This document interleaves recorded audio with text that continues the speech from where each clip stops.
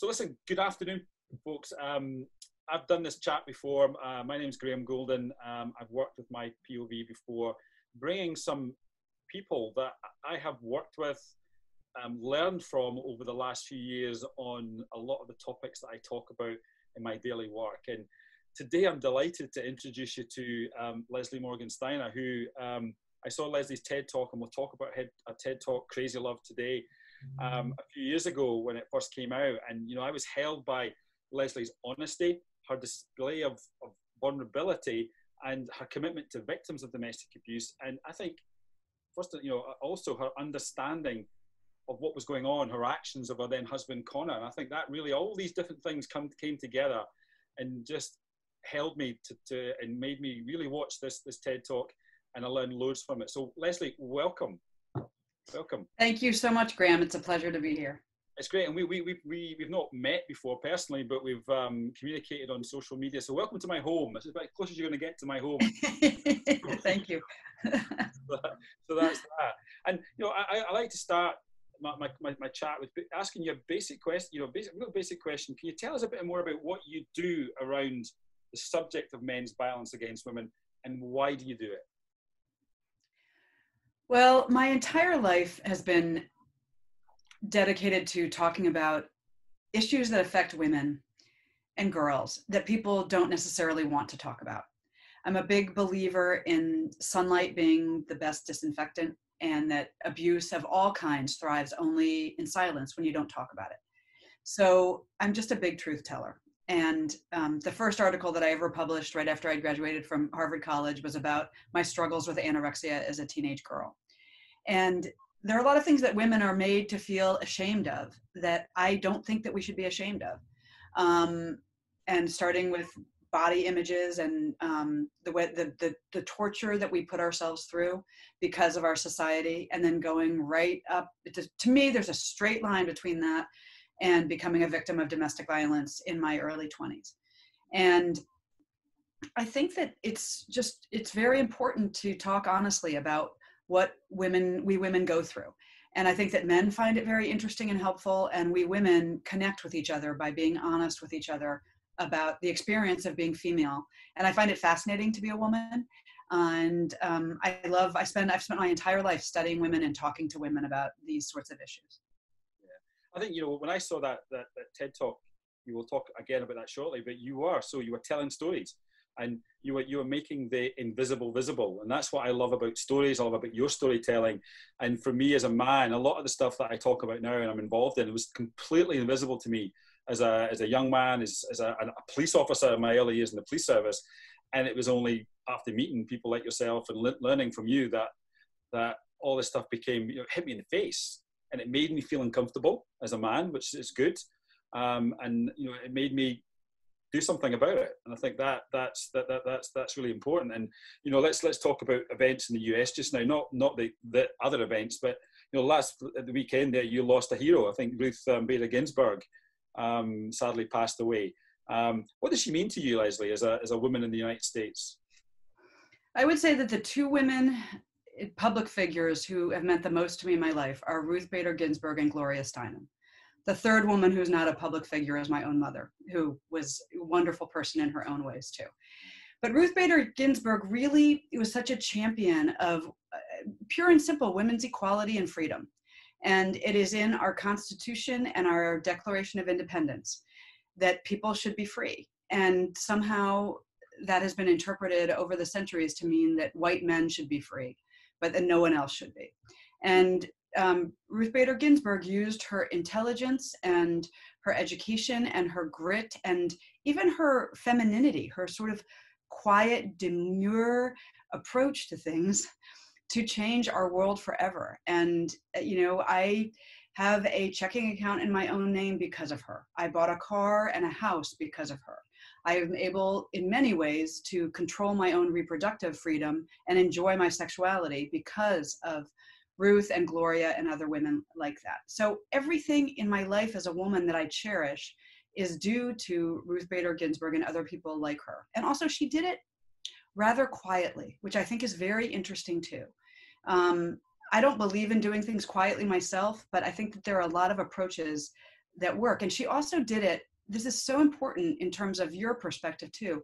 She did it by getting men, powerful men, to see what it's like to be a woman and to see the discrimination that was in front of them forever, but they just couldn't see because, as you put it so well, this kind of discrimination is invisible to men and to people in power. And part of our job as targets of abuse or discrimination is to try to paint the picture and get other people to see what we're going through. And that was my main goal in my book, Crazy Love, and in my TED Talk, was how can I get people who don't understand the complex dynamics of abuse to really see it, so that they will stop blaming victims and so they will stop saying, why doesn't she just leave? And instead saying, why on earth would any man hurt a woman, and how can they possibly get away with it? Yeah, and that leads us nicely on to that TED Talk, Crazy Love, which I watched, I use in my trainings, share it as widely as possible. You know, why did you feel, you started to touch on, but why did you feel the need to do this talk in the first place?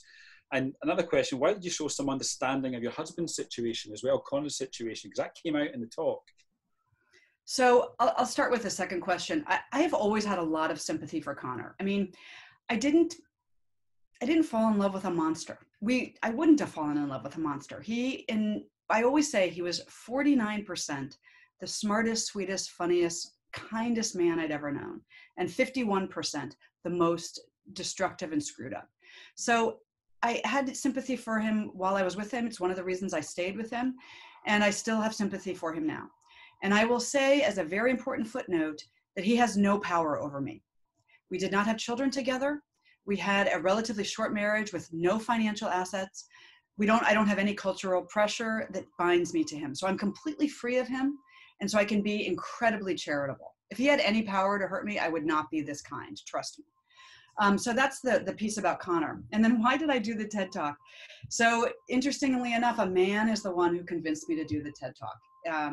There was a curator of TED Talks named Philip Klein, who was a really good friend of mine from second grade, who followed my work and who convinced me that this was a message that the TED stage needed to hear. And he coached me and he showed me how to talk to people who didn't know anything about abuse. And he was very successful. We were a good team together, and more people watched the TED Talk in the first 4 hours that it was posted than bought Crazy Love in 4 years. And Crazy Love was a New York Times bestseller, so it sold a lot of copies, but more people watched that TED Talk in 4 hours than bought the book in 4 years, which just shows you the reach of TED and social media. It was translated into 30 languages overnight. Over 6 million people have watched it at this point. So my friend was right in doing it, and it's easily the most powerful thing that I have done as a domestic violence advocate was to hook up with TED. You know, the talk is free. Anyone can watch it. You can watch it as much as you want. It's purely an educational tool, and it aligns very nicely with my desire to convince people that abuse victims deserve sympathy and compassion and respect and assistance. None of us can leave without having a community that understands what we've been through. We'll talk about that in another talk we'll do around what is needed to deal with this issue. And, you know, in the talk, you describe yourself as not a typical victim. What do you mean by that? What did you mean by that? Well, it's very tongue-in-cheek when I say that, because everybody is can be a victim. Abuse and sexual assault and all sorts of gender-associated crimes that get labeled as things that happen to poor women, women with no self-esteem, women with no agency. That's all a very complicated way of blaming victims, somehow saying it's our fault because we have the wrong color skin or we were in the wrong place at the wrong time. So when I say that I am not a typical victim, it's because I'm white and I went to Harvard College and Wharton Business School, and people don't think of me as a victim. They think of me as a strong, smart, independent woman, which I and many victims are. So that's what I was trying to say with that. I was trying to get people's attention and say, hey, look, I could be your wife, your sister, your best friend, your daughter. It happens to everybody. Please pay attention to this because it's a really important hidden societal scourge that we need everybody's help, men in particular, to understand this, that it's not a women's issue and it's not a certain kind of woman's issue. It's an everybody, it's a human issue. Yeah. Here in Scotland, we have I think, 60,000 cases of domestic abuse reported to the police. And we know that will be grossly underreported. And I try and get across to people that behind these statistics are people we care about. There are our friends, there are sisters, there are brothers, there are our work colleagues, our teammates, people we love, people we care about. And you're right, we need to get away. You hinted with Connor about, you know, this idea of not being a monster. You know, what people do can be monstrous, but anybody can be a perpetrator, I suppose, when it comes to, you know, men as well. And there's not that typical perpetrator as well that we often talk about. And, you know, you talk in the TED Talk about how at first everything was okay in the relationship. When did you start to realize that things were abusive in that relationship? Well, you know, when I go back and reread Crazy Love, I start screaming at the book, and I start screaming, you know, leave now, can't you see what's happening? Because there were so many red flags that I didn't understand and that I was able to compartmentalize and ignore. And I would say the first two, the most glaring, there were lots of little ones where he tried to control the clothes that I wore, the makeup that I wore, the men that I talked to, all those typical possessiveness warning signs. But the really huge ones were that when we had been dating for just a few months and we were very much in the fairy tale stage where everything was perfect, he strangled me during sex. And it's not a normal thing to do. And it scared me very much. And it just happened once and I was able to ignore it. But that was an enormous red flag. And then the second undeniable incident of domestic violence was 5 days before our wedding when he strangled me again. And that one was in many ways even worse because he came quite close to killing me, and we were scheduled to get married in 5 days. And at that moment in time, I knew I had to leave him. I knew I was a victim of domestic violence. I knew I was in over my head. But my denial crept in and said, you know, don't you feel sorry for him? He had such a difficult childhood. He'd been abused. He's so smart and funny. He loves you so much. I'm sure he's so sorry. And so I ignored my own instincts. And 5 days later, I put on my mother's wedding dress and I married him. And he beat me twice more on our honeymoon. And the abuse escalated, as it always does. But my denial escalated too. And it really wasn't until after I had left him, after he had held loaded guns to my head hundreds of times, after the police had been involved, after I had restraining orders. It wasn't until after that that I really was able to tell the truth to myself, which was that I was a domestic violence victim. I was a battered wife, that he had abused me, that this was a pattern that happens to millions of women and men every day of the year in every corner of every country. Yeah. And you know, that you talk about that denial, was that you managing the situation? That was you managing the abuse that was going on? They often talk about, you know, domestic abuse victims, you know, they often, you know, that grooming stage, you talk about that, the loving person, the you know, that all the stuff you got up to in those early parts of the relationship, and then it's the drip of the abuse, and then you start to manage what is going on in the relationship, and that denial is about how you deal with the abuse. And then obviously you get to that stage where you decide to leave the relationship. And I think, you know, do you think friends and family were aware of what was going on at that time? Some of them were and some of them weren't. Okay. I tried to hide it, not because I was ashamed of it, but because I knew if people knew what he was doing to me, they would make me leave him and that they would arrest him. And believe it or not, I didn't want either one of those things to happen because I loved him and I was in love with him and I wanted the abuse to end. Yeah. And I would have done anything in my power to get the abuse to end and to help him. But I didn't want the relationship to end because it had been so magical at the beginning, and also because it was still magical, believe it or not, at the same time that he was abusing me and threatening to kill me and hurting me a lot. You know, the next day he would get up and he would be charming and funny and sweet. And I'm not exaggerating this in any way. I wasn't delusional. He loved me in his own way, and he believed in me in a way that no one else in my whole life, including my own family, ever had. And that's intoxicating. And I stayed and stayed and stayed because of the good that we had between us. And it takes victims on average 7 attempts to leave before we actually can leave, a lot because of that. It's not because of shame. It's not because we think we deserve it. it's because there's good in the relationship. And also there are really very significant barriers to leaving for many people, our children, our financial situation. You know, abuse takes a lot of forms, and abusers are very skilled at trapping us, and using geographic isolation and financial control, and encouraging us to have children before we're ready to, because it increases their power and control over us, which is what they are after. They're not necessarily sadists who like hurting women. They, in my view, they are terrified people who want to control the love that they're getting in their life and make sure that they can't be hurt again, and that the person who they love can never leave them. Yeah, and you know, you mentioned that, you know, why doesn't she leave? And that's, we're starting to go towards that question. Why do you think this is one of the most unhelpful things that people can say to a victim of domestic abuse? You know, in its own way, it's gaslighting. Because if somebody says to me, well, why didn't you just leave? They really are saying, well, it was your fault for staying. You must have enjoyed it. You must have provoked it. You're part of the problem. And I wasn't part of the problem. No victim is. I had a big open heart. I fell in love with somebody who was very troubled, and I tried to help him. It's not exactly his fault either, what he was doing, because he was so horrifically abused as a little child. But it is his responsibility, and only his responsibility, to stop it. Now, I think that we can get into the bystander intervention, that there is a responsibility too of our society, that if you suspect somebody is being abused, or you know somebody is being abused, you have an enormous moral obligation to intervene, whether you're a neighbor, a friend, a colleague, a police officer, a family court judge. We cannot end this without our entire society understanding how complicated abuse is, how victims present so differently than we think they're going to, and that abusers can have very wonderful qualities in and of themselves. Yeah, and we'll talk in another talk about solutions, what's needed, and I want to focus on that bystander intervention as well.